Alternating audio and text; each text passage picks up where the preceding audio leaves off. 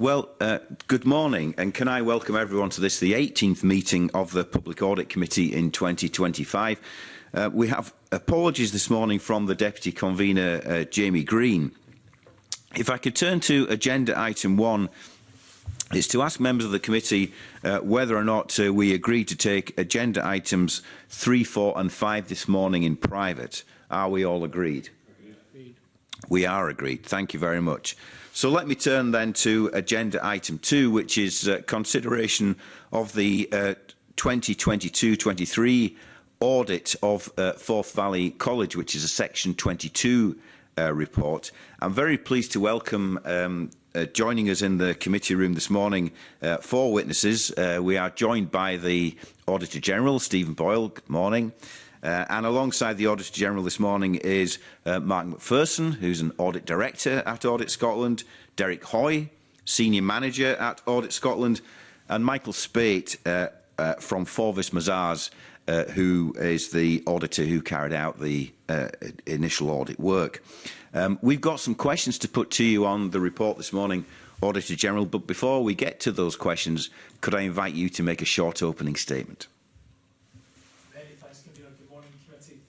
I'm presenting this report on the 2022-23 audit of Forth Valley College under Section 22 of the Public Finance and Accountability Scotland Act 2000. The appointed auditors for the college issued a qualified opinion on the regularity of transactions within the 2022-23 annual report and accounts.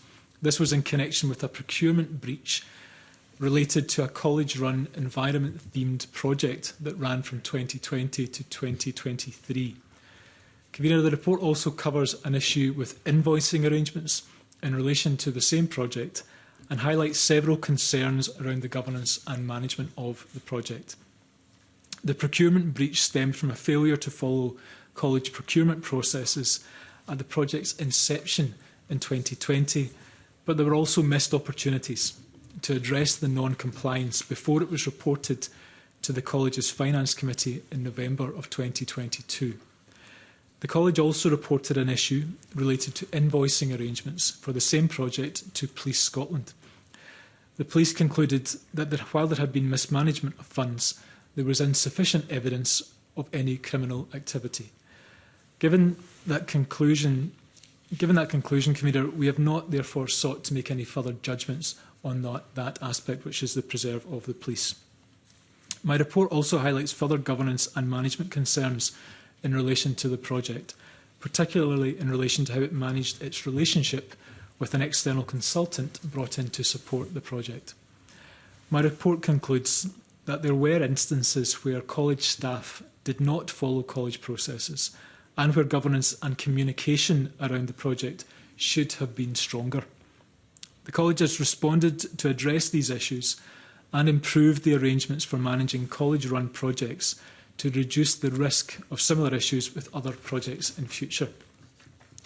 Colleges also produced a lessons learned report that set out a series of recommendations on how to improve the management arrangements for college-run projects. It has now implemented those recommendations, and of course I urge the college to continue monitoring how effective these new arrangements are and how well staff are complying with them. While this issue was both serious and specific to Forth Valley College, there is learning to be taken from this report for the wider college sector. I have reported in my previous report on Scotland's colleges that the sector faces significant financial challenges.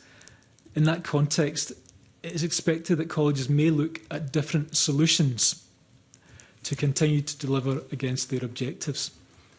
That may well include bringing in external support or engaging in commercial or semi-commercial projects. This report highlights the risk that colleges may face in doing so if appropriate governance and management arrangements are not in place or not followed properly. Lastly, Convener, separate to the issues related to the college-run project, my report also draws attention to the effect of retrospective change in accounting treatment for the college's 22-23 annual report and accounts. This treatment applies to the expected costs and related funding associated with the ongoing middle management and support staff job evaluation exercise, which I know that the committee is familiar with. Convener, amongst the four of us on the panel this morning, we'll do our utmost to answer your questions. Thank you. Thank you very much indeed, Auditor General. That's a very useful introduction to the report and to the areas of question that we've got this morning. Can I turn first of all to that question of delay? So this is a Section 22 report into the audit for the financial year 2022-23, and you published your report in May 2025. I think there's been reference made to complexities and so on. I wonder whether you could elaborate on what those complexities are, because it does seem to us, as the Public Audit Committee, to have been a rather inordinate delay in the audit being carried out and this report being signed off. Yeah, I'm very happy to do so, Convener, and I'll bring Michael in a moment just to set out the experience that Forvis Mazars had during the course of their annual audit, which the committee has cited on. The annual audit concluded in August of 2024. In terms of what happens thereafter, when an audit is concluded, public bodies and colleges in this instance, we receive in Audit Scotland the annual report and accounts, along with the auditor's annual audit report for consideration. The complexity I refer to, Convener, stems from a range of different factors that required us to have a number of different fact-checking exercises on the preparation of the Section 22 report.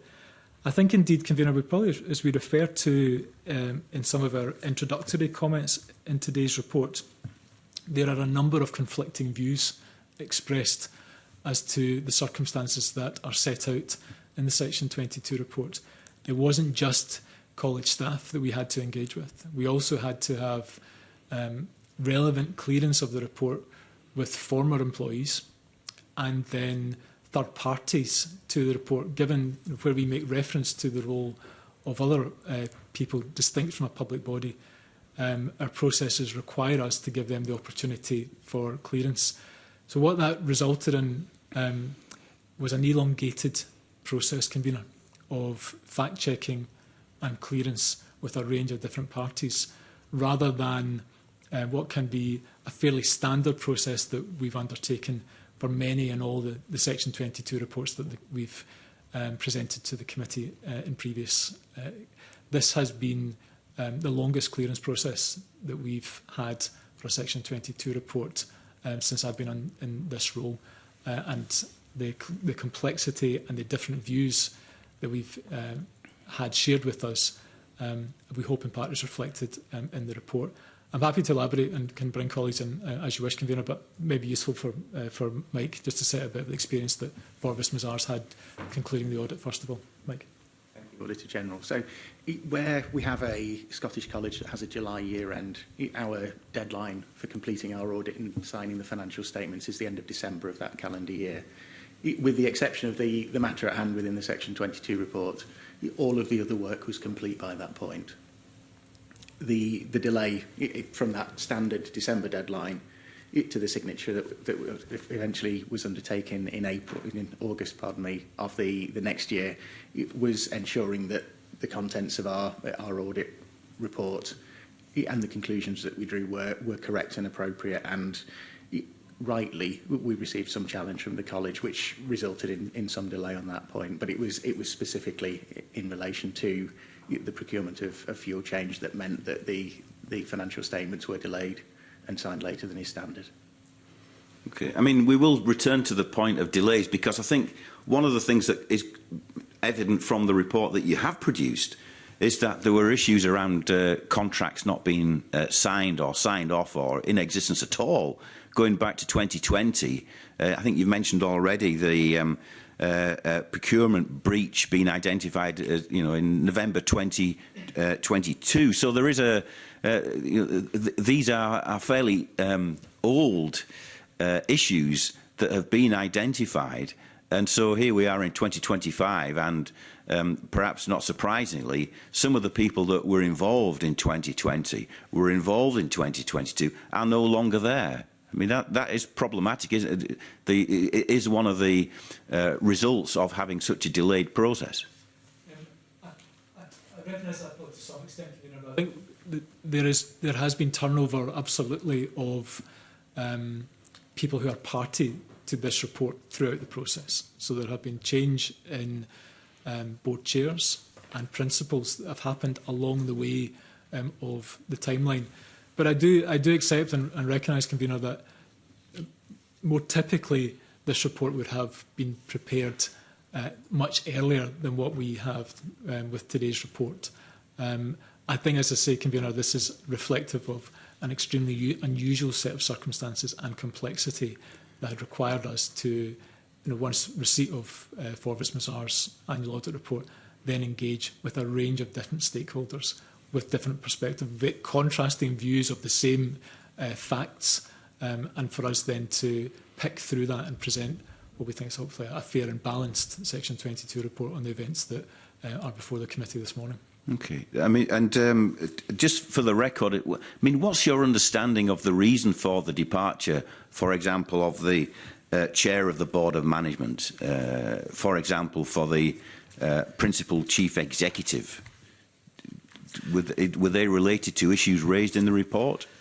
So I'll bring colleagues in a moment, actually, just to say a bit more. But I think in terms of, first of all, the former principal departure, we understand it was not related to this matter, that this was a planned retirement that took place.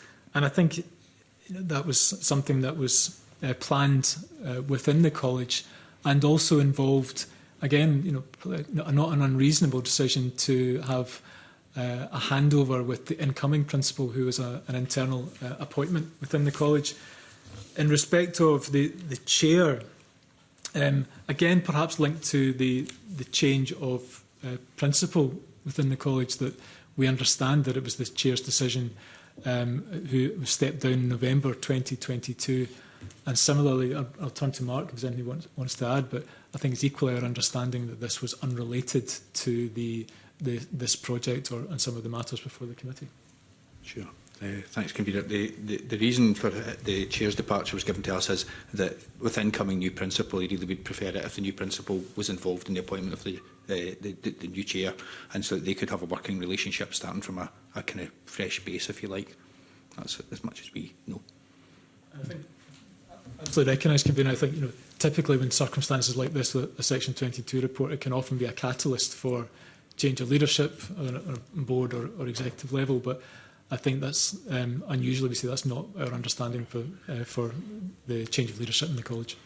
Okay. I mean, one of the posts that is, however, related to the findings of this audit and the issues that are discussed in it is the departure of the project director, the Director of Strategic Partnerships and Regional Economy, who at one point had oversight of the project, and then at another point formed a company with the external consultant, in which she became a co-shareholder and a co-director with that external consultant. I mean, whilst being an employee of the college still, I mean, doesn't that suggest to you a conflict of interest?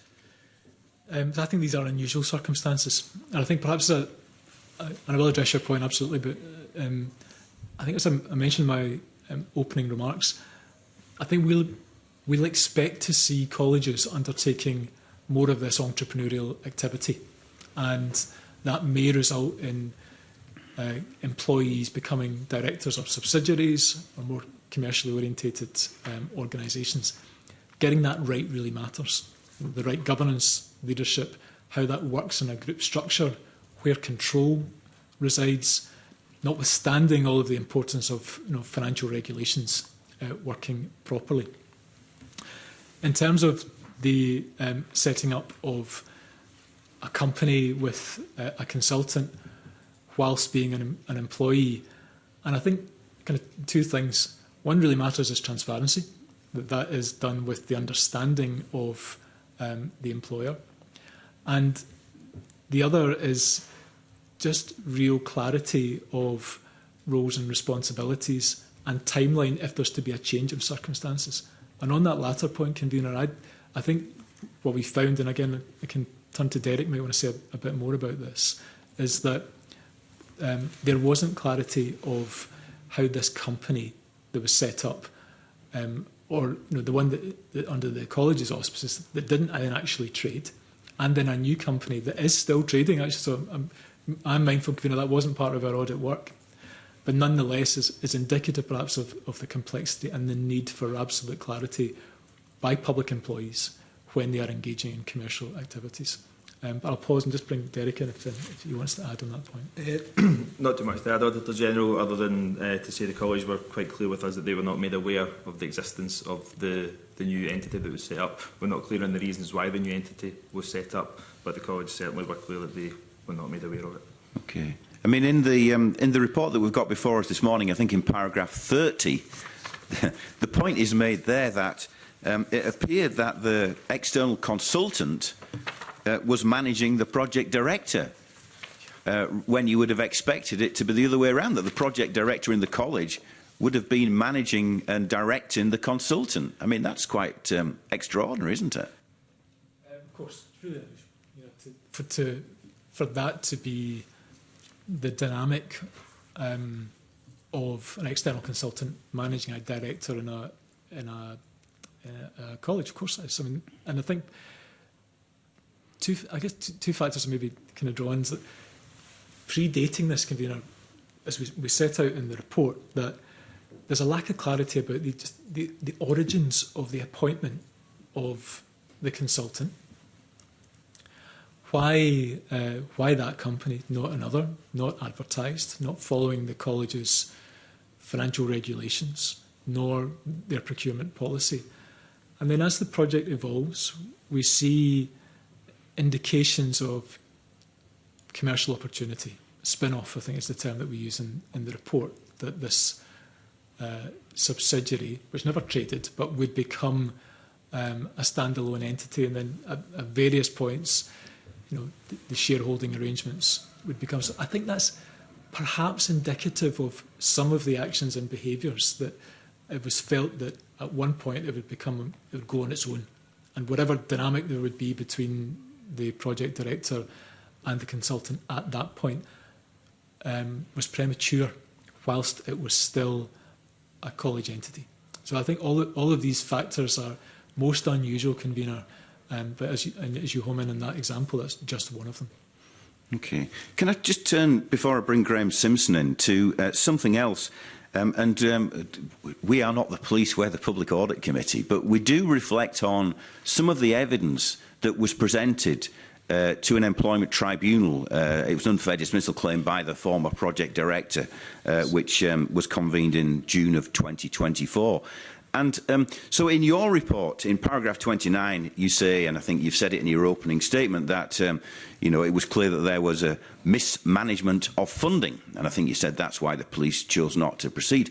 But when we look at the evidence that's captured in the extended reasons from the employment tribunal, it refers to an internal audit. So it's an audit, so I think it's very much provenance and right for this committee and for you as the Auditor General to address the points which are raised in it. And what's raised in that internal audit, which I think reported on the 31st of May 2023, are two quite striking points which go beyond, in my view anyway, the mismanagement of funds. Because what they conclude is that, and let me quote the report, that there were false representations by words or writing or conduct. And they also say, and this is again is a direct quote from that internal audit report from May 2023, that there was an intention to deceive that they had established. Now, they say there was no financial loss, therefore, technically speaking, no fraud. But an intention to deceive and false representations are extremely damning conclusions to be reached in an internal audit report, aren't they? Yes, indeed they are. They're very serious matters, Convener. And I think I'm about to use the phrase that you've just quoted, that the internal auditor's view was that there was an intention to deceive. Forth Valley College at perhaps stepping back a month prior to this in April, when there were concerns about the invoicing arrangements, referred the matter to the police, having gone through and did follow their policy of the anti-fraud and anti-corruption policy. So that the internal auditors undertook this investigation with an intention to deceive, really about who was raising the invoice and which money it was being paid into. So, as the committee are cited on the facts, and interestingly, I think, like you, convener, I've read through the Employment Tribunal judgment, and it's interesting. A number of different points is many of the facts are not really in dispute through that, as reported by the judge in that case, but the intentions, I think, are debated. So that, I think, go back to my previous response, that there was felt to be ambiguity about the status of the subsidiary, about whether it would be transferring out from the college, and the colleges, but not being cited. The college were clear that invoices were to remain and monies were to be paid into college bank accounts.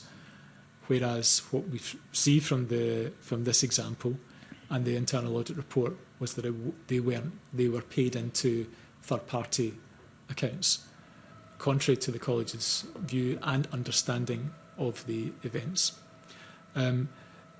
Somewhat challenging territory, convener, but to continue nonetheless to say the college then followed their disciplinary process, which resulted in the dismissal from the college of the project director.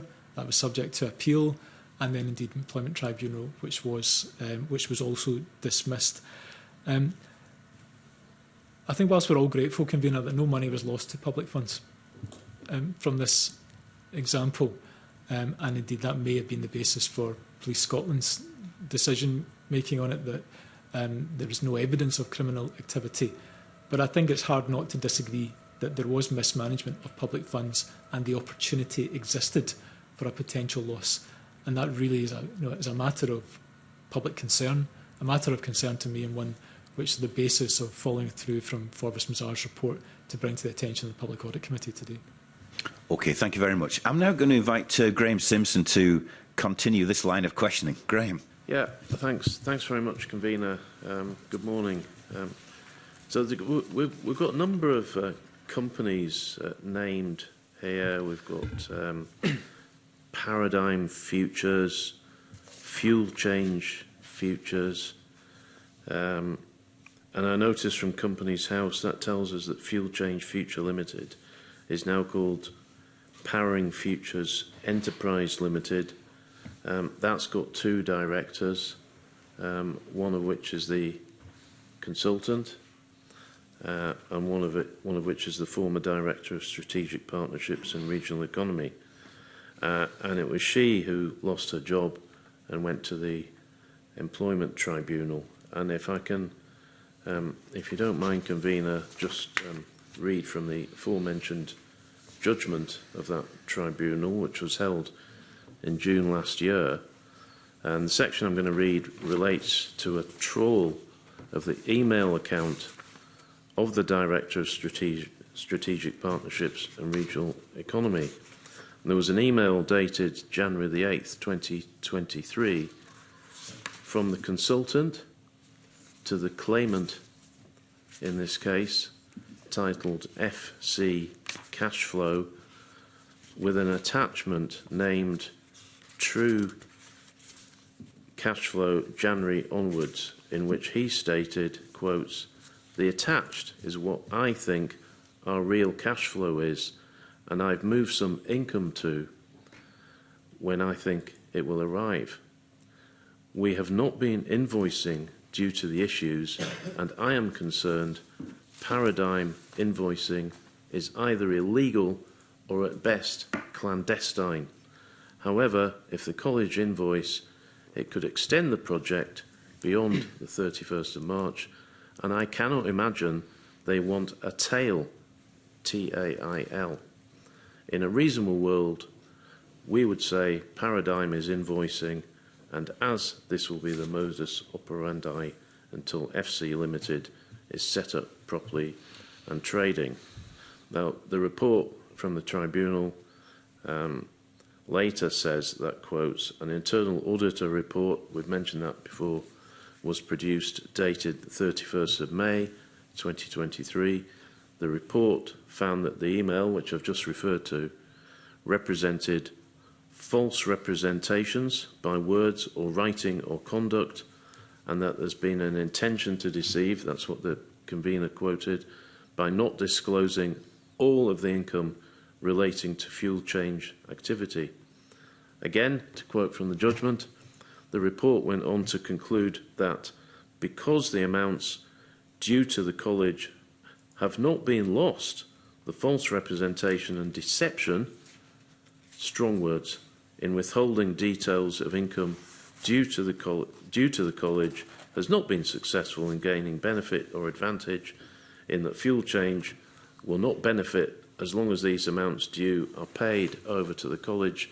Therefore, a fraud is not present at this time because no financial loss has crystallised to date. The question is, and you've alluded to it already, well, what if there had been a loss? Has the college actually had a lucky escape here? So I think the conditions were present that created the risk, Mr Simpson, that monies could have been lost. Of course, we're grateful that that wasn't the case, but certainly the college, having gone through their processes, weren't satisfied that their financial regulations were properly followed. And I think, as I mentioned in my opening remarks, that we've seen lack of clarity around governance and management arrangements for this project dating back a number of years that, as I mentioned, created the conditions that monies could have been lost. Clearly, we're grateful that they weren't, but control environment or ambiguity was such that processes either weren't designed or weren't operating as they needed to. And how much money could have been lost? Probably speculating. I think the numbers that are referred to, and I'm not sure if it's hugely helpful to what the internal auditor's report has said, that there were 3 separate grant income transactions that were paid into the consultant's bank account rather than going through the college, and they totaled £76,000. 76,000. Okay. That's not an insignificant sum. Now, one of the main points of your report, I mean, you highlight there was a procurement breach, failure by the college to obtain approval to appoint a supplier without competition. Who should that approval have been sought from? I'll bring colleagues in. Actually, maybe Derek or Mike might want to start about this, about the detail of the specifics of kind of the flow of fundings and who would approve different levels. But Derek, if you want to go first. Yeah, happy to take that. Auditor General. So, yeah, the college's procurement and policy procedures at the time stated that spend up to £1,000 was at the discretion of the budget holder, who in this instance I believe would have been the project director, to decide whether to obtain quotations. Then once you get past that stage, there are various stages at which you are required to obtain quotations. That wasn't done for this. So the initial new supplier form that was part of the process is when the college is setting up a new supplier. That was completed, and it said the spend for this one was to be a one-off payment of £1,000. That ended up obviously not being the case. The initial invoice was for more than that; it was for over £3,000. And the reason why that was on the form, I'm not clear on, unfortunately. So yeah, I think there's a lot of uncertainty as to why that process wasn't followed. So there should have been at that point a contract put in place, which there wasn't. There should have been approval sought from the head of financial services. So if there was a justifiable reason to not seek quotations and to appoint a specific supplier, then that approval had to come from the head of financial services, and that wasn't sought either. Okay, so the head of finance should have been approached and asked to approve and wasn't approached. So how did it go through then? That's a very good question. So I think the budget holder or the project director in this instance had authority to approve spend up to £25,000. Once that new supplier form had been submitted and the supplier was on the system as a college supplier, that then, when further invoices come in and further payments were made, this is confusing, yeah, I appreciate Mr Simpson, it wasn't picked up at that point. So yeah, I think that's the point we are making, is that shouldn't have happened, that further payments should have been picked up, but because of the nature of the process at that point, the fact that initial approval wasn't sought, that then led to further payments going through. So yeah, I think that definitely shouldn't have been the case, and it was a weakness of the process at the time. And it also a failure to follow the process to an extent. Just briefly to Derek's points, Mr Simpson, I think some of this goes back to 2020, the origins of the project. And I think from what we've been able to ascertain, there were multiple employees of the college at the time who knew that this project had been created, supplier appointed, but that the necessary contracts and approvals weren't in place.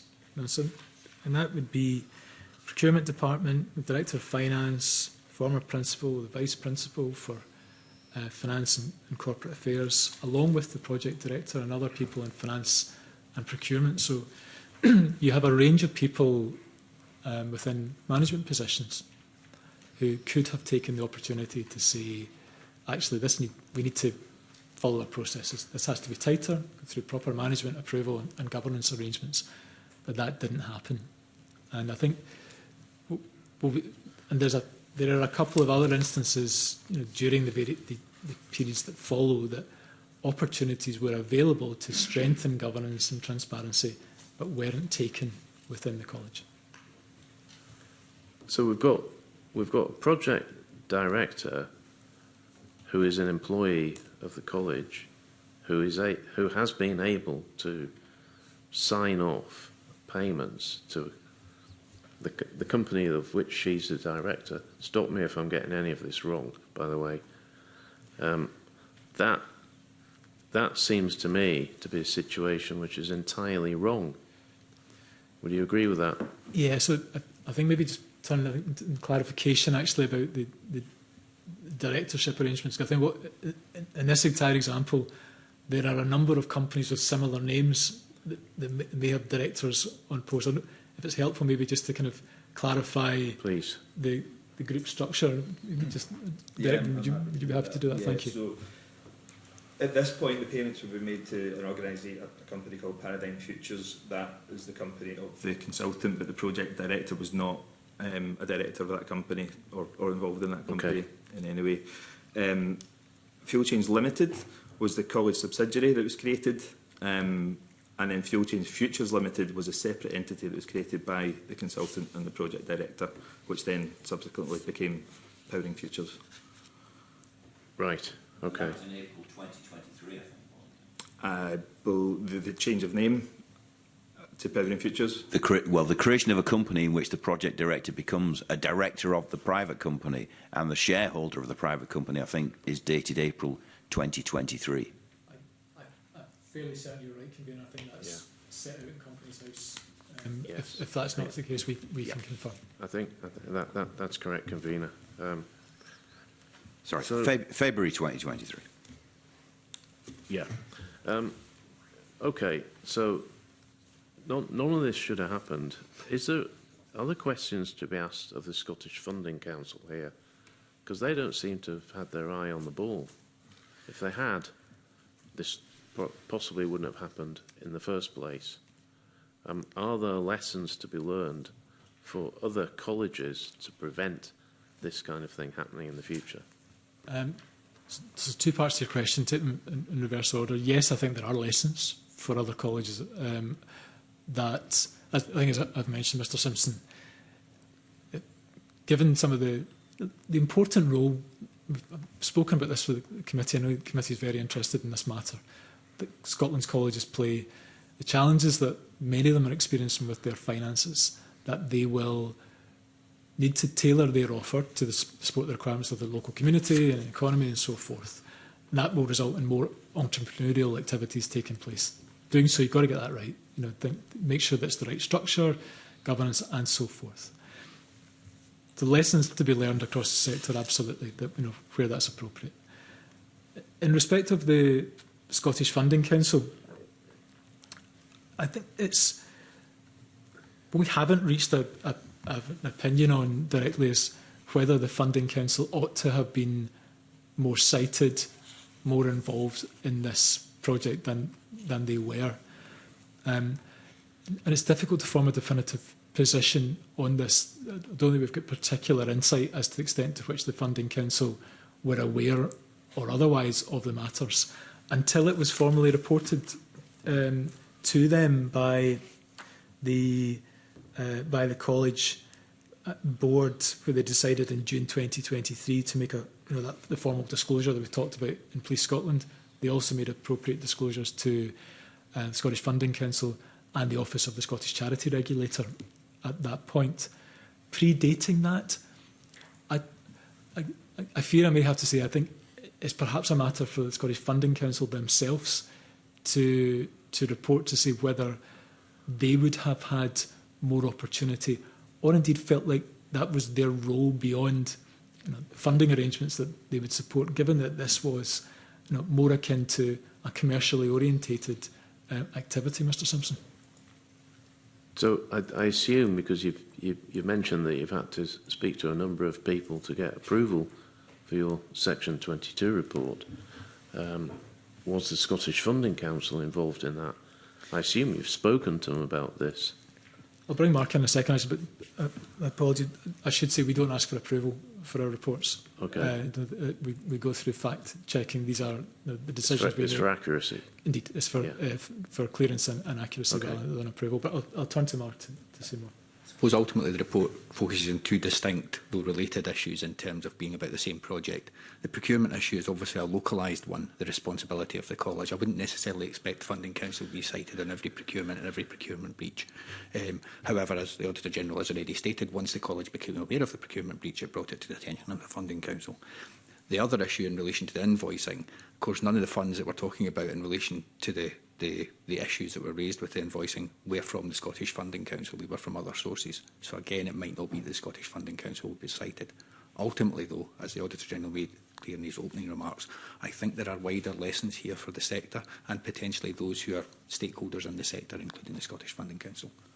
Yeah, and just to final, my final point would be, so moving on, as you say, colleges may increasingly go down the route of setting up such bodies. There need to be rules in place, or certainly strong guidance in place. And I would have thought, and you can comment on this, that the Scottish Funding Council should be heavily involved in that. Yeah, absolutely. I see there's a clear interest for the Funding Council to support the effectiveness, the financial sustainability of Scotland's colleges. And if it is a natural progression, which seems to be the case, that they are undertaking more commercially orientated activities, the Funding Council and the colleges themselves and Colleges Scotland will want to be satisfied that they're doing that in a way that allows them to manage risk safely. So I agree. I think the Funding Council has a stake in how colleges evolve their offer to support their local communities. Okay. Thank you. Okay, thank you very much indeed. I'm now going to turn to Colin Beattie, who's got some questions to put to you. Colin. Thank you, maybe, Auditor General, I can start by just asking you a general question here. I mean, other than ALFs, do colleges have a history of creating companies and owning companies. Universities do. I hadn't heard really that colleges were into this in any significant way.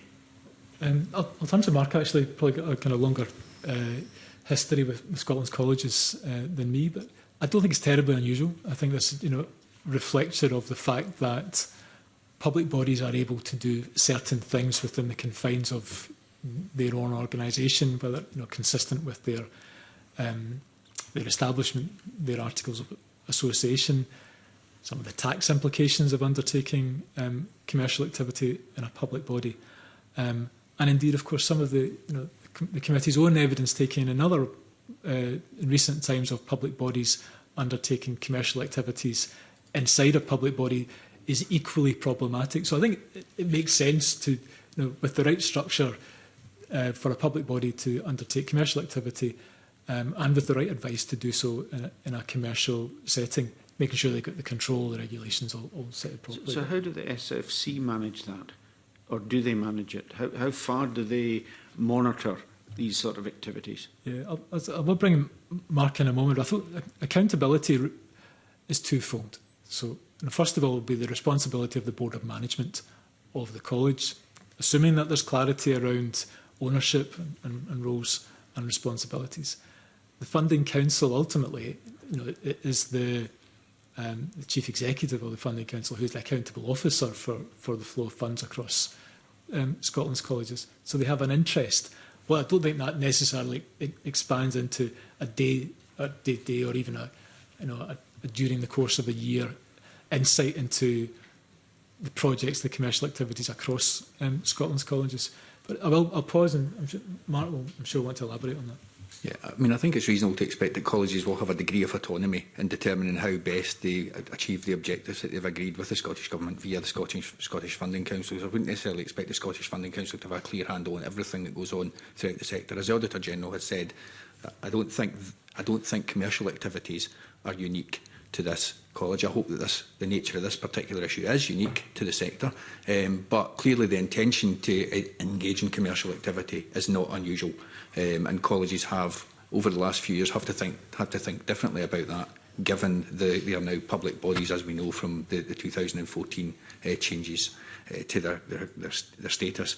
So again, we're back to the core point here being that whatever the arrangement is that colleges seek to achieve or seek to set up to deliver any commercial activity, they need to be very careful about how they do that to manage it in alignment with public body expectations. Accepting the need that colleges do have a degree of autonomy to run their business, is there any oversight at all on these subsidiaries from SFC? I think I'd probably have to refer the committee to the SFC themselves about whether that's features part of their regulatory scrutiny oversight arrangements. Of course, we know Funding Council take a keen interest in how the sector is performing.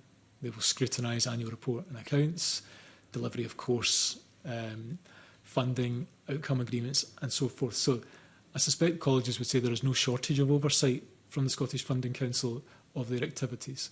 Whether it drills down into the performance of individual subsidiaries, I think it's probably best for the Funding Council to address that point, Mr Beattie. If these are separate subsidiaries, appointing their own auditors and all the rest of it, to what extent does Audit Scotland have an overview of what's going on under the surface there? I'm going to turn to Mike, actually, who might want to say, Mike is auditing, as an appointed auditor by me, some of Scotland's colleges, so he can say a bit more about how that operates in a group setting.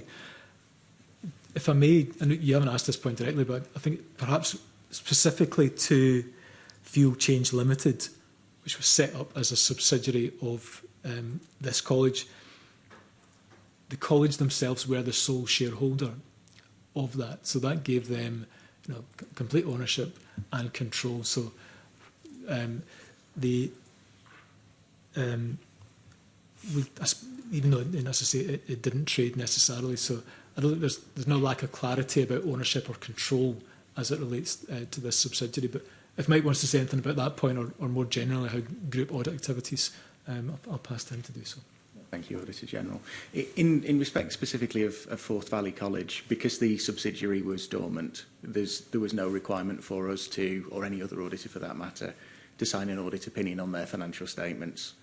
The Forth Valley College financial statements are for the college itself rather than the consolidated financial statements. And we have another college that we audit on behalf of Audit Scotland that does have an active subsidiary, operations take place and financial transactions take place within it. We are, in that scenario, as well as the appointed external auditor for the college, we're also the appointed external auditor for the subsidiary, with the Auditor General's blessing. In that scenario, our audit opinion in the college accounts covers both the college itself and also the group. The difference with Forth Valley College is because the subsidiary was dormant, there's no requirement for us to do any audit work over it. I'm just concerned in case they have subsidiaries operating outside proper monitoring of the ultimately public funds and everything that are going into setting them up and operating them.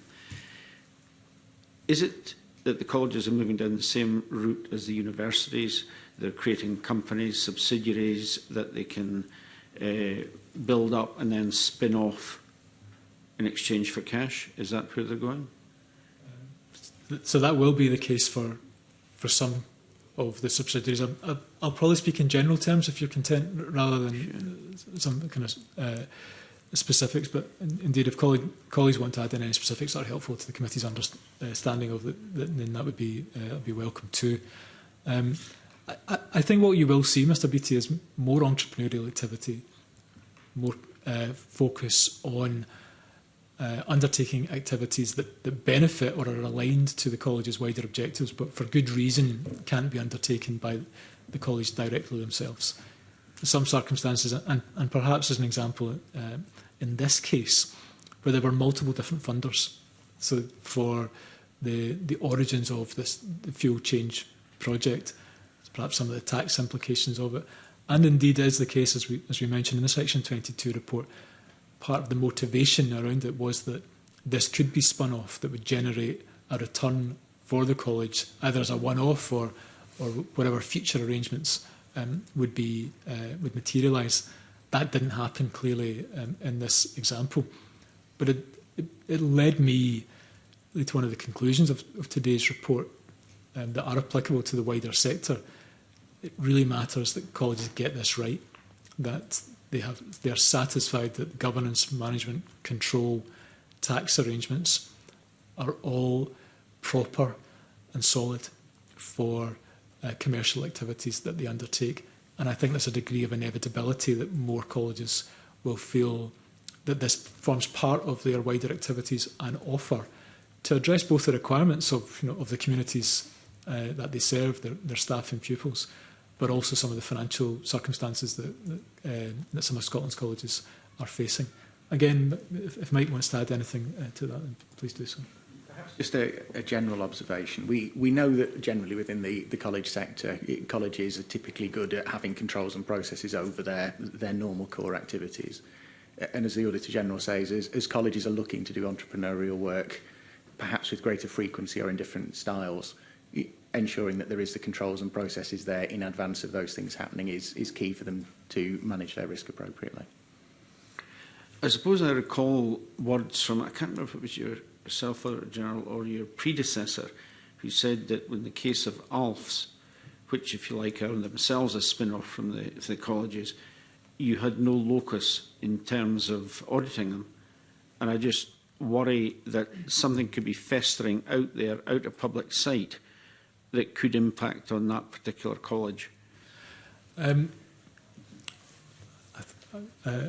need to check the official report, first of all, Mr. Beattie, as to whether it was myself or my predecessor who identified that point. But it's true that there is that risk of contagion or kind of lack of oversight within one part of the group that then feeds through to the public body themselves. That's good. And the Board of Management, the executives, have a real responsibility to make sure that they are managing risk, they're reporting transparently, and there's also an audit dynamic to that. Again, I think might want to say about perhaps some of the audit approaches to that. There are new auditing standards on group audits as well that just give that hopefully additional reassurance to the public users of accounts, the Parliament too, that these risks are being managed appropriately. I'll pass back to you, Mike. In respect specifically of ALFs, there are, as I understand it, two types of scenario here. One type is where the college appoints sufficient trustees that in effect it controls the ALF, in which case it is classified equivalent to a subsidiary and will be included within consolidated financial statements. The other scenario is where it does not have the majority of trustees that are appointed by it, in which case it doesn't exercise control over the ALF and it therefore is excluded from any consolidated financial statements. The Forth Valley College situation specifically, as I understand it, is the ALF does not have the majority of its trustees appointed by the college, and therefore it sits outside of any group accounts that would otherwise exist, and therefore effectively acts independently, certainly from a financial reporting and auditing perspective. So other than the immediate relationship between the college and that particular vehicle, you would not have a locus to look into the health or otherwise of that subsidiary, assuming that the majority of directors are not from the college? In the scenario where the majority of the directors aren't from the college, then we would undertake no audit work over the ALF. We wouldn't be required to. We wouldn't be, part of our engagement would not be to sign an audit report on the ALF. If the ALF itself requires an audit, that would be something that would be, as I understand it, undertaken separately.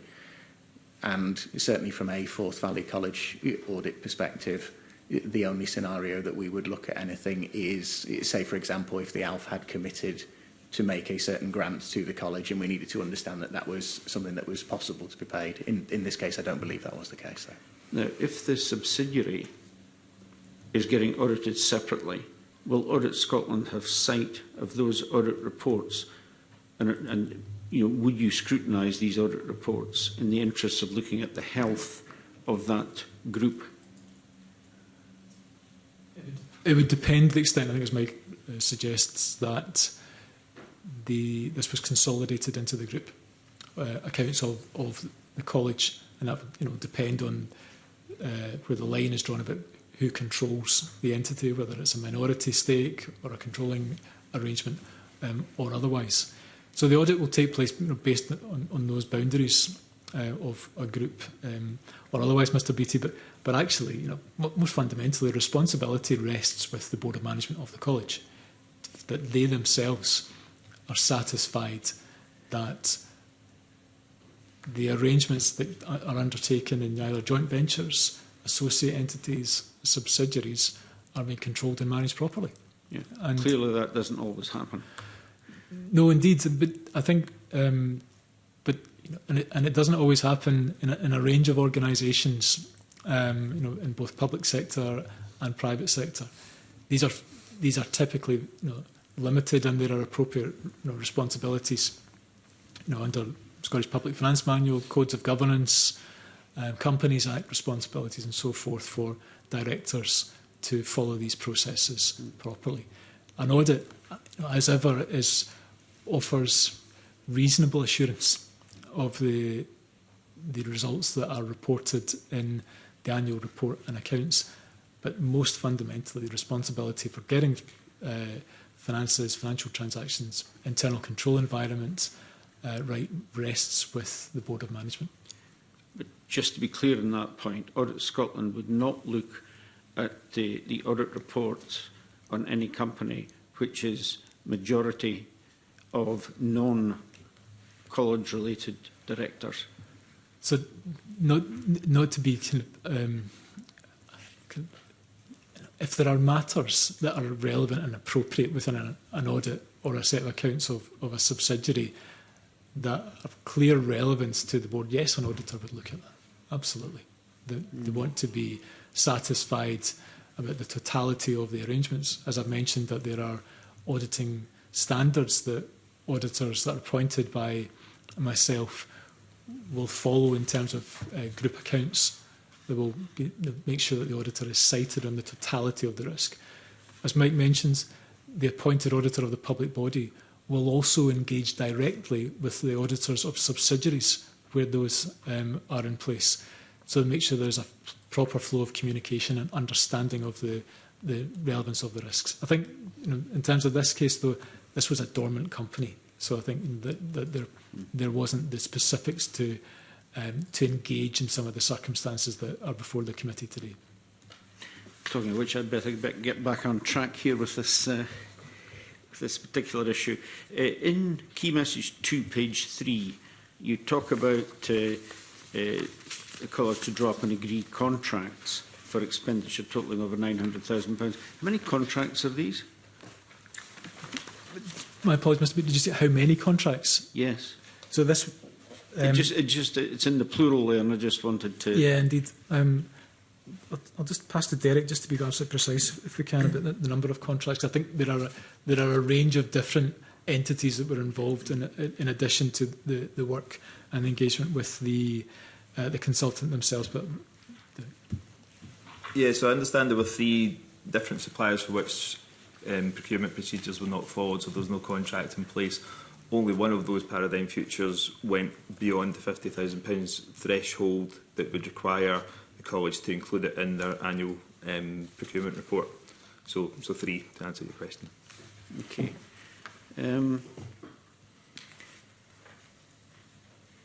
College staff were aware of the absence of a contract and the appropriate approvals in the early stages of the project in 2020.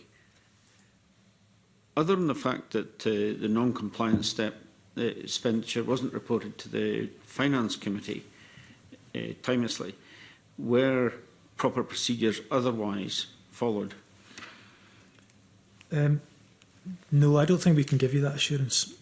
I think what we've seen is that there was a failure by the college to obtain approval to appoint a supplier without competition, as we kind of set out. Again, that's contrary to the financial regulations and the procurement policy and procedures were in place. And then also kind of bridging into some of the governance issues that you allude to, that members of staff in the college, senior officials, were aware that these circumstances had been allowed to continue for nearly 3 years, in terms of both the not being sufficiently transparent in the annual procurement report. So staff were aware that there was non-compliant procurement spend, but for some reason that then didn't feature in the annual procurement report to bring this to the attention of the Finance Committee. So there were undoubtedly missed opportunities here, both in terms of the origins of the appointment, the fact that the opportunity for public contracts hadn't been advertised, a sole supplier approval process wasn't undertaken either, and then that wasn't closed off with a transparent disclosure to the Finance Committee either. So I think seeing perhaps examples of multiple opportunities that weren't taken to be transparent and following proper policies and procedures.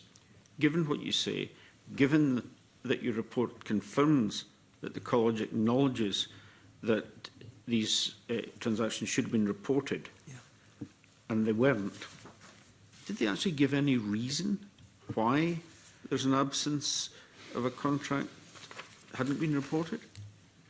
I'll bring Mark in to say a bit more about this, but I think this goes back to my very first response to the convener.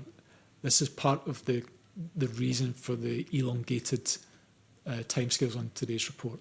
Just a real lack of clarity, conflicting views about the status of this project, roles and responsibilities, that really, with a frustration on our part, Mr. Beattie, of not really having a clear understanding as to why what feels to be fairly standard processes just weren't followed in terms of compliance with policies, rules and regulations, Mark?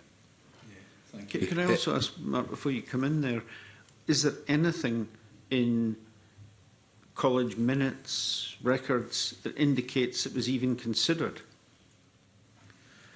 I don't think there's a doubt about whether well, I think they knew it wasn't in place. I think a lot hinged on the creation of the subsidiary, where there was an expectation that that would transfer everything, and therefore there would be no need for a new separate contract. However, as we say in the report, the subsidiary was delayed on a number of occasions, so there were a number of opportunities at which point a contract could have been put in place, even if that was only for an interim period until such time as the subsidiary became live. As we know, the subsidiary never became live, and therefore there was a long gap without the necessary contract in place. But they haven't really given, from what you're saying, an adequate reason why, in the knowledge that they had, that they didn't do anything, didn't report it. Yeah, that's our assessment. We've not received either a clear, comprehensive or satisfactory explanation as to why, right from the outset of the project, full council, my apologies, college processes weren't followed. And we're talking about, for example, the report talks about the review of the procurement in relation to the change project, identified spend of £677,597, excluding VAT, across the 3 suppliers that we're talking about that were appointed without a procurement process being followed, which resulted in breaches of the financial memorandum. Can you explain what the financial memorandum is and what its role is in governing college spending and how it interacts with procurement and governance frameworks? Yeah, I'll maybe bring Derek actually in to say a bit more actually, and Mike, if you want to say anything that you're welcome to as well. That's the context of that, Mr. Beattie. I think this is the work that was undertaken by the Vice Principal for Finance and Corporate Affairs in November of 2022, reported that those 3 suppliers were in place but without a procurement process being followed and the associated breach of the financial memorandum. Clearly, that's really a significant matter. I think we, against all this, we're saying that while no funds were lost to public bodies, well, we have seen an example of public funds being spent but without going through proper processes. So a degree or two less in terms of magnitude, but nonetheless not satisfaction for the Public Audit Committee that public money was spent appropriately in the first place, even though if there's a general comfort that the money was being undertaken alongside the origins of the original intention. But Derek, you might want to say a bit more about the financial memorandum. Yeah, the college has had its financial regulations in place which determined how college staff should deal with issues of expenditure. So everything that was going on in and around the fuel change project should have adhered to the financial regulations that were in place, and that included within the policy, the procurement policies and procedures, the need to have that contract in place, the need to obtain single source supplier approval, etc. So that was the framework within which the project was operating, and that it should have abided by. But as the Auditor General's already said, we're unclear as to the reasons exactly why those were not followed. Given that presumably the college was aware that they were breaching the financial memorandum, did that not ring any alarm bells? So I think and why didn't Audit pick up previously? I mean, these are not insignificant amounts of money. These are not insignificant transactions. Why has Audit not picked that up in the past, given the length of time that passed?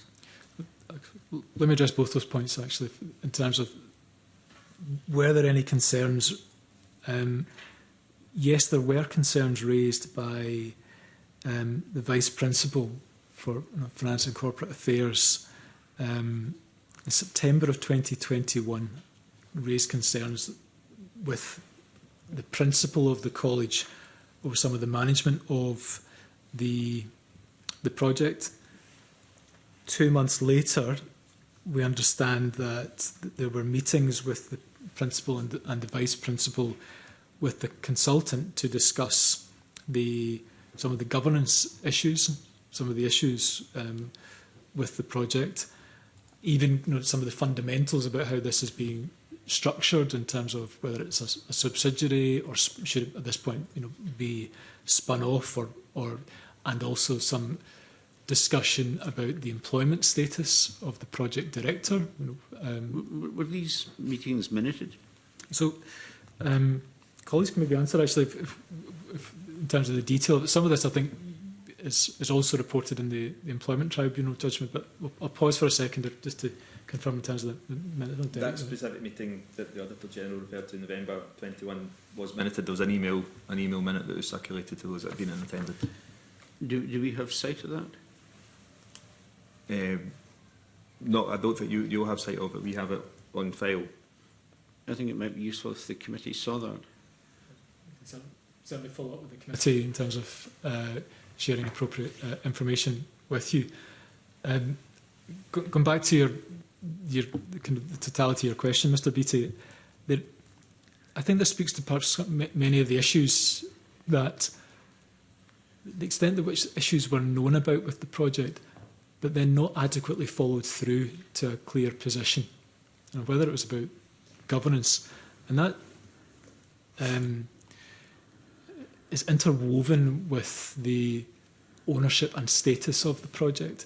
I think it's really, it's an interesting example in talked about kind of earlier point about some of the discussions that took place in November 2021, that this whether discussion that the project should remain as a Forth Valley College project, and then you fast forward to October 2022, where the consultant and September 2022, the consultant and project director engaged with the college's principal with a proposal to transfer out the project to them, and it's reported that the then former principal agrees to this approach. There's then £2 of shares that are proposed to be transferred in terms of kind of ownership of the company, but then the project transfer never actually takes place because there was an assumption that the Finance Committee would receive it as a request, but that didn't then actually happen. So I would describe this as a swirl of ambiguity about decision-making, ownership, that people, I think again as we found out through our clearance processes, the same meeting takes place and discussion takes place, but parties leave the meeting with a different understanding of what took place or of what transpired. And again, just that lack of clarity or transparency about how the project was being run together with its future intentions of that. Your other question was about audit and the circumstances of the timing of the reporting of this. I think what we've seen is that Forvis Mazars, through the first year of their appointment, clearly Mike can say a bit more about this, kind of identified through either discussion or reporting by the college that there had been concerns about through internal audit and then latterly the Board of Management, that this was reported to them, and that resulted in, as I've mentioned, a qualification of the college's annual report and accounts in 2022-23 in terms of the regularity of expenditure. We also know that the previous auditors, as all auditors do, seek representations from management. So management are required to inform their auditors. Are there matters that they need to be made aware of? Is there circumstances that would cause the auditor to consider their reporting and their opinion of that? But the auditor didn't receive that. So they've advised us that they weren't made aware of the circumstances that are before the committee this morning. And you're right, this goes back a number of years. I think what I'm satisfied is that Forvis Mazars identified the issue and have reported it and brought it before the committee today. But again, I'll bring Mike in. Mr. Beattie can say a bit more just about the the events leading up to the regularity qualification. No, thank you, Auditor General. I think it's probably unfair for me to pass comment as to what happened before our appointment. That's not something that we're fully privy to the information on. In respect of the pardon me, in respect of the information provided by the college to us in respect of this matter, we were appointed, and I think the first audit committee that I attended with Forth Valley College was the May 2023 meeting. There was open and transparent discussion of the situation within that meeting. From my perspective, the college has been transparent with the situation with us. They've provided us with information as required. Yes, they've provided appropriate challenge to the conclusions that we initially drew. That's absolutely right and proper from their perspective.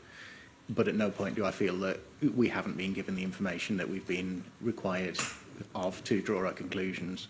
When we've asked questions, they've been answered. So, as I say, I can't pass comment as to what happened in the past. I think it's probably perhaps the only thing I can say is I'm sure an auditor aware of this situation would have included some comment in the annual audit report. Certainly in that scenario, we would have included some comment.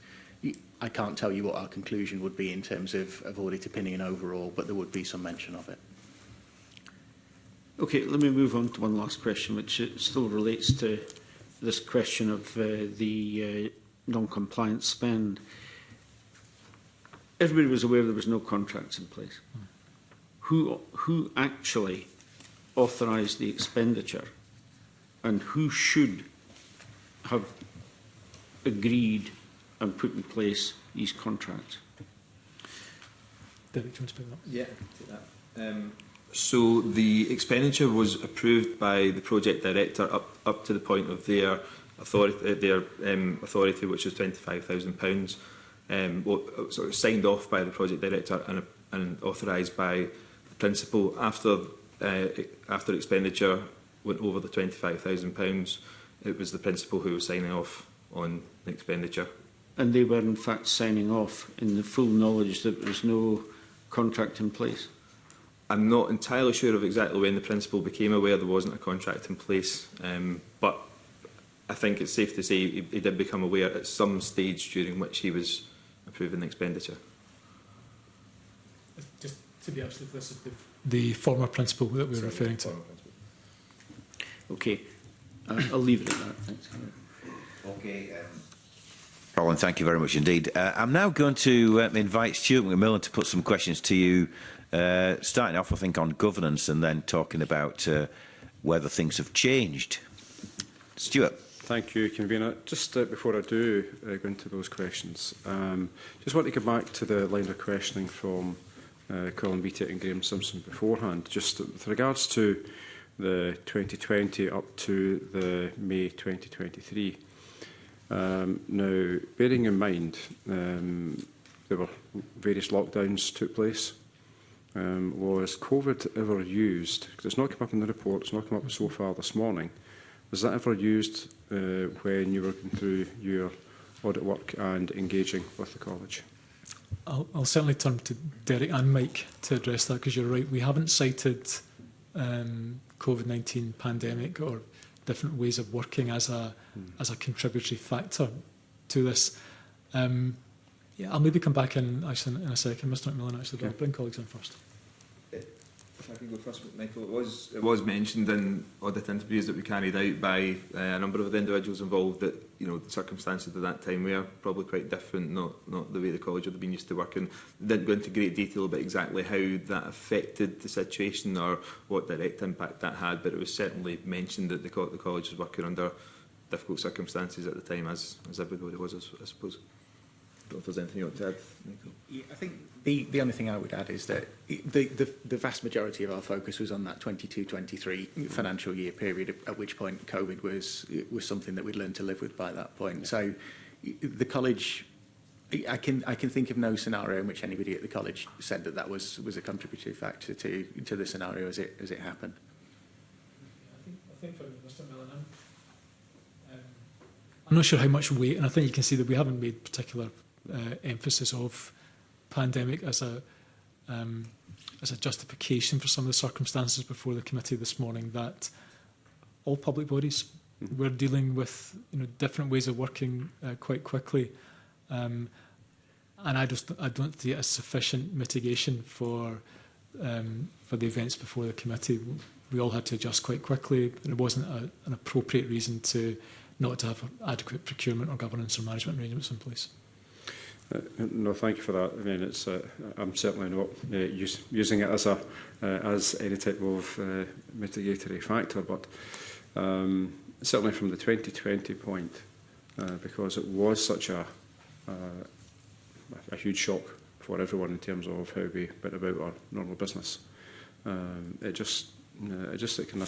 consider it when I was reading the report that was that part of any type of attempt to not follow due process.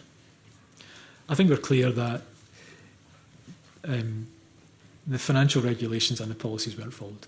You know, so and if we've not seen, I think, and Derek might please correct me, but we've not seen any evidence that policies were amended to allow for a change of authorisation or reporting or governance arrangements, but rather the policies that were in place weren't followed, and as we set out in the report.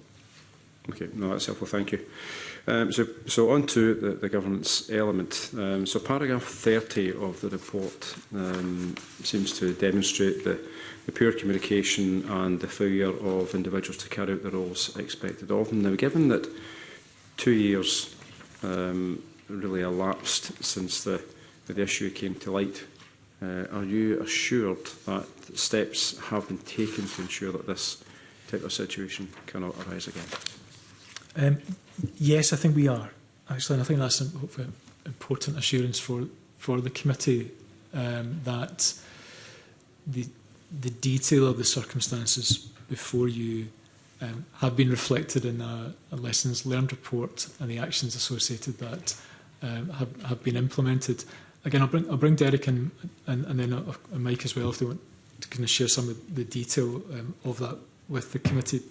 Because you're right, I think time has and really ought to have moved on to reflect the need to address some of the issues before the committee today. I think as ever, for the committee's reassurance, that I'll continue to keep a careful eye and consideration on the circumstances, through Forvis Mazar's audit and report as necessary on progress or otherwise that's being made. But I thought we felt it was appropriate for today's report, given the timescales involved, to update the committee on some of the lessons learned and the implementation thereof of those actions. But Derek, do you want to say some more on that? Yeah, I think the recommendations that come through in the lessons learned report, we could see a definite link between those recommendations and the issues that occurred in relation to the fuel change project. So we think they are relevant. Quite a number of things in there. I think one of the most important ones is that a requirement that senior management team members now have oversight of major projects. I think that was a key element that was perhaps missing in relation to the fuel change project. All 12 of the recommendations that were made in the lessons learned report have now been actioned, so we're content that the progress has been made. Obviously, it's for the college to monitor the effectiveness of those arrangements and to make sure that they are doing as hoped they would do, and also to monitor staff compliance with those arrangements also, because it's one thing to have arrangements in place, but if those aren't followed, as we've already seen, then issues can occur. So I think one other thing to mention about the lessons learned report and the recommendations, while we agree with that the recommendations are reflective of the issues that occurred with the project, I think it's worth mentioning that the lessons learned report was an internal college document.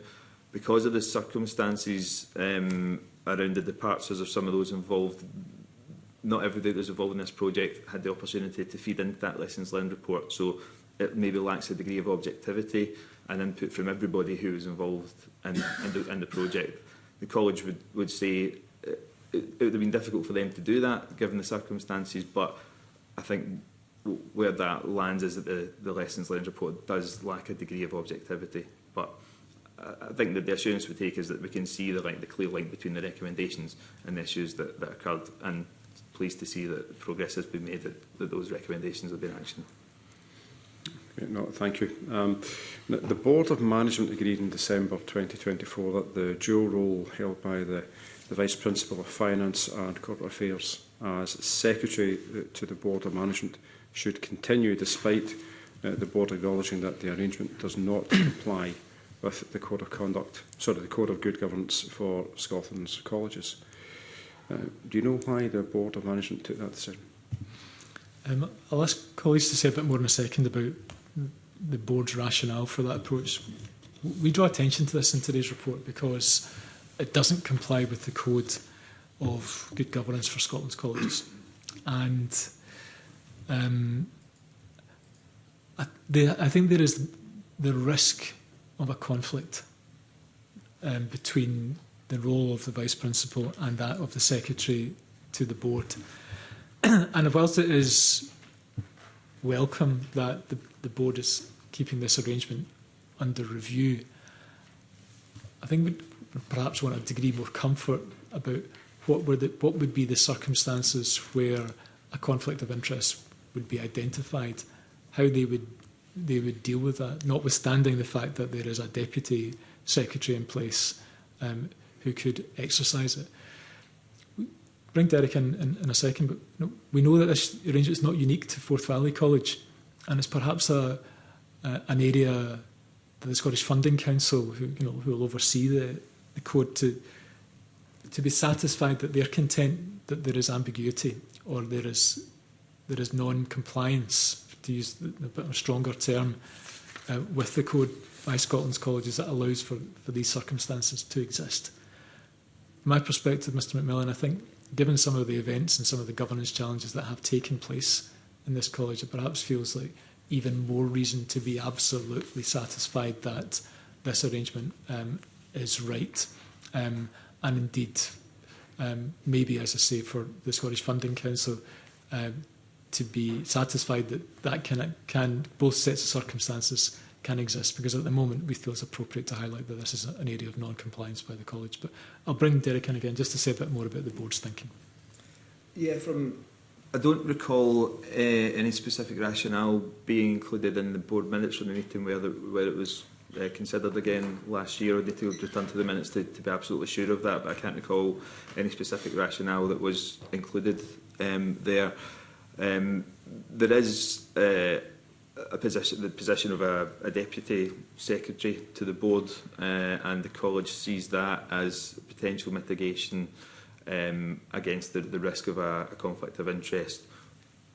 That's obviously for them to decide, and I'm not sure if we, the Auditor General, would take absolute assurance from that, but that is one of the mitigations that they offered up by way of an explanation for the decision to continue. But in terms of the actual minutes from that board meeting, I can't recall if there was any rationale or not. Nothing that springs to mind. Okay, I think that's certainly something that we could make worthwhile if you could send that to the committee as well, please. Thank you. I'm going to move on a wee bit to, it's between paragraphs 32 and 37 of the report, and that's regarding the issues that relate to the qualified opinion when the accounts were complex. Can you provide any further details with regards to the key stakeholders that the college reported these issues to?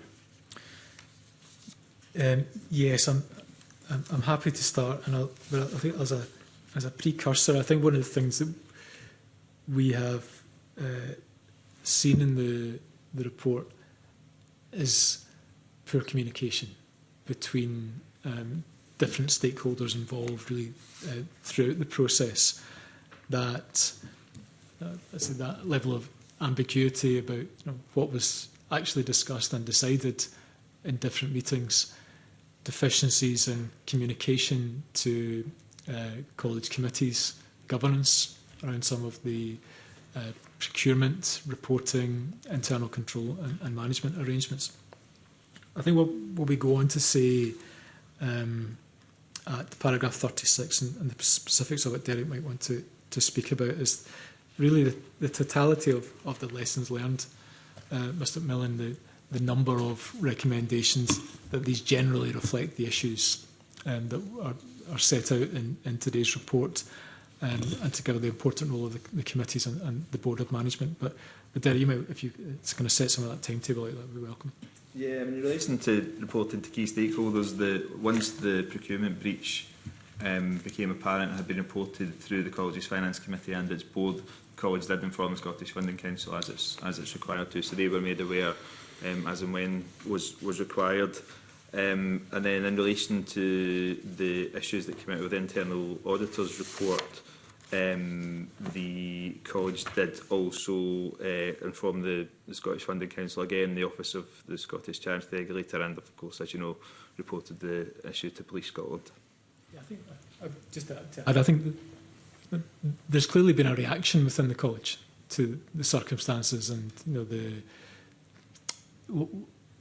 in April 24 that they were satisfied that their concerns that fell under the college's anti-fraud and anti-corruption policy, reported the matter to their internal auditors, the Funding Council, Charity Regulator and the police. So definitely an energy behind some of the reporting and clarity at that stage, and then I think with some further consistency of reporting of the issues thereafter. So I think it allows us to take greater comfort that the matters that predated this are understood and together with the lessons learned report are being actioned. So just on that point, with the lessons learned, obviously from the 12 recommendations, there are 3 that are being implemented on an ongoing basis. Can you provide any further detail with regards to these 3 recommendations and how progress has been made? I don't have the specific details to hand, but I can certainly forward that on to the committee afterwards. Okay, that's helpful, thank you. And regarding paragraph 39, the report states that the 2022-23 annual audit report found that with the exception of the issues related to this project, the college has, and I quote, effective arrangements in place for financial planning, governance and performance management, end of quote. Now this sounds like a wee bit contradictory, certainly with what we've heard this morning. So how can the arrangements that were in place at the time be effective if they enable the situation that has arisen to actually take place? Yeah, so I think Mike can certainly speak to his opinion in a moment. Just a couple of introductory things I would say is that a regularity opinion, a qualification is a very significant matter. So I wouldn't, just to emphasise that these are rare circumstances on Scotland's public bodies to receive a qualification of any kind. What a regularity qualification means, though, is that proper laws and procedures haven't been followed in terms of the spending. Typically from the Scottish budget, money hasn't been spent in accordance, and really reporting publicly to the Parliament when the accounts are laid say that those monies, well spent, weren't spent with proper procurement procedures around that. That's a hugely significant matter. Today's report builds on that and highlights that there are specifics of governance, control and management related to this project.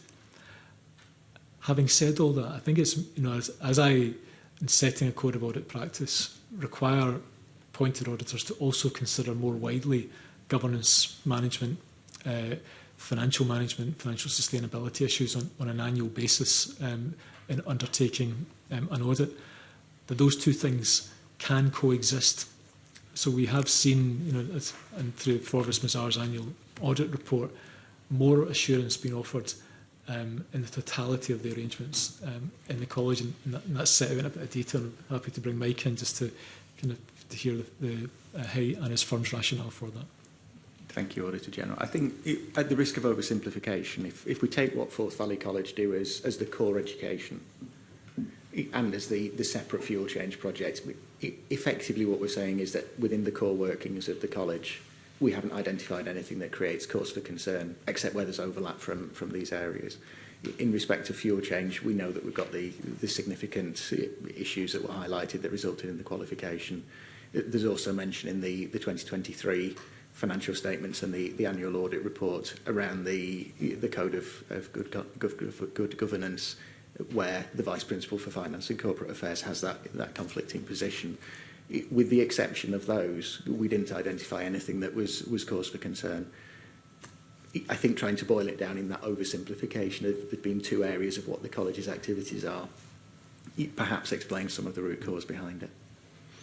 Okay, no, that's helpful. Thank you, Convener. Okay, thank you. Graham Simpson wants to come back in. Graham. Yes, thanks, Convener. I just want to clear something up if I can.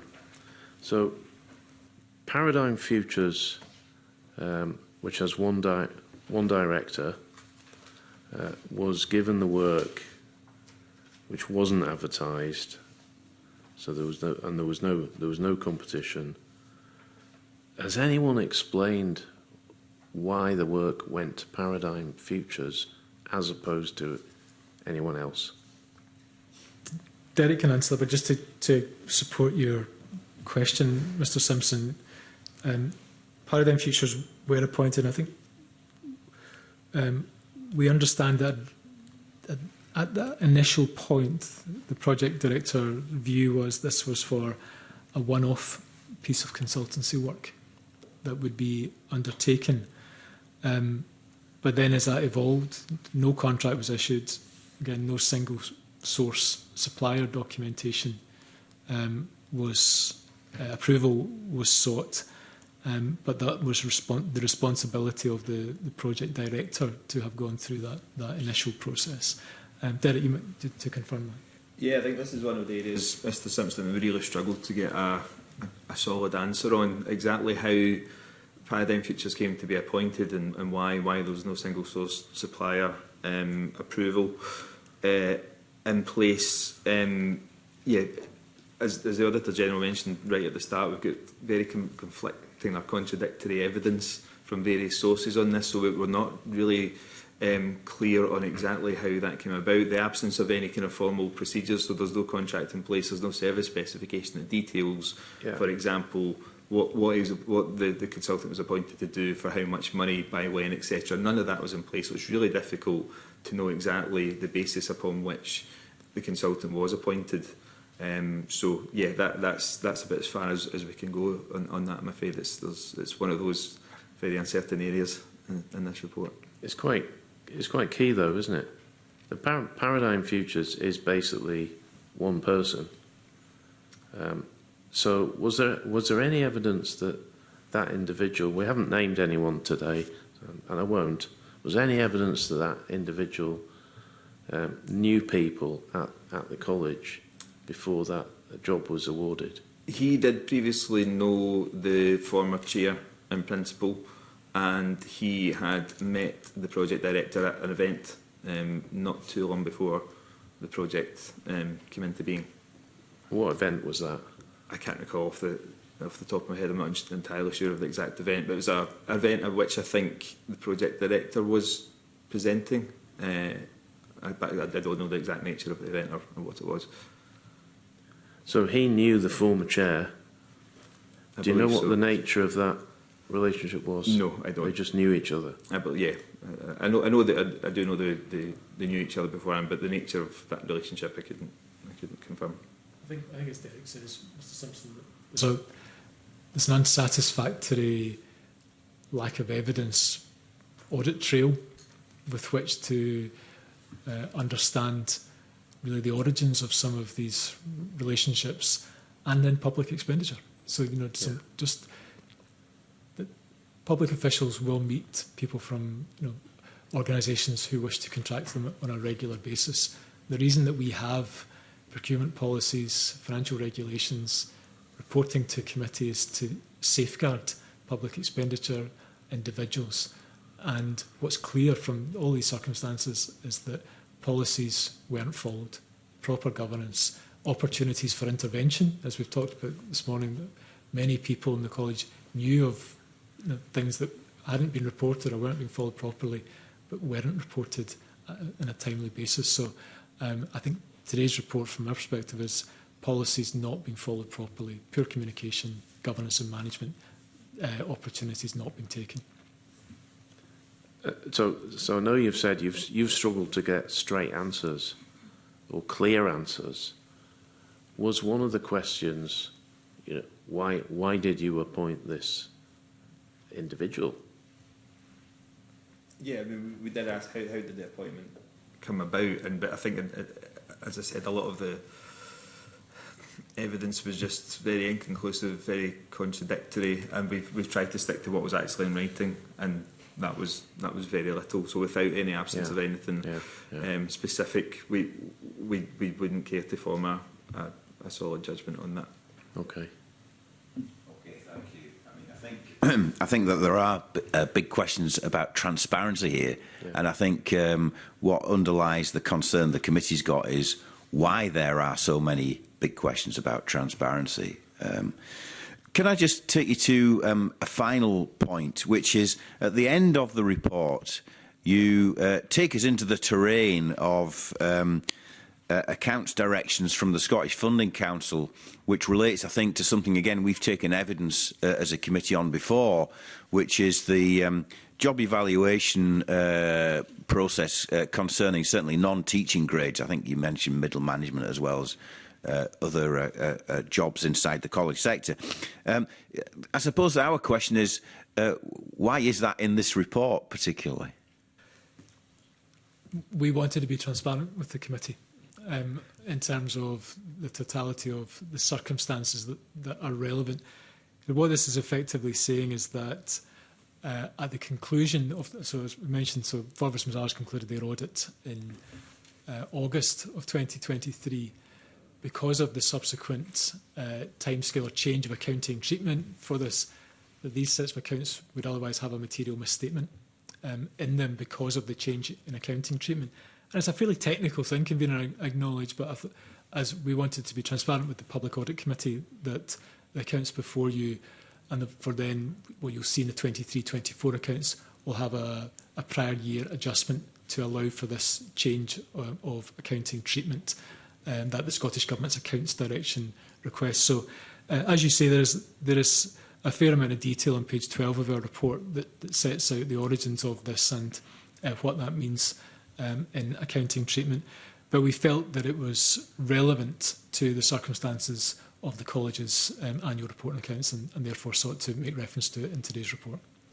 Okay, but the job evaluation exercise hasn't been concluded yet, I don't think, has it? So there are still...